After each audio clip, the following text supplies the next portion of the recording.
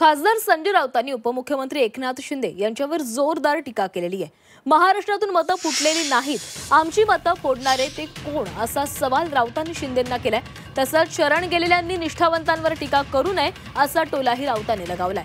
सरकारबाबत जनतेमध्ये तीव्र नाराजी आहे, त्यामुळे नेपाळसारखी परिस्थिती निर्माण होण्यास वेळ लागणार नाही असा इशाराही राऊतांकडून देण्यात आला आहे।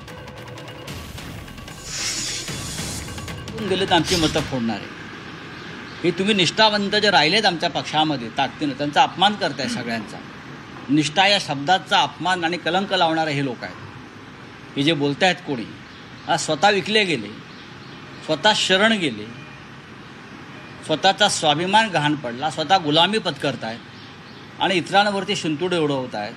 हे जे कोणी लोक आहेत शिंदे गटाचे वगैरे त्यांना सांगा जाऊन फार शहाणपणा करू नका, नाहीतर नेपाळमध्ये जे झालं आहे ना, लोक रस्त्यावरती आले, तसं तुमच्या बाबतीत व्हायला वेळ लागणार नाही। या महाराष्ट्रात लोक खतखत आहेत।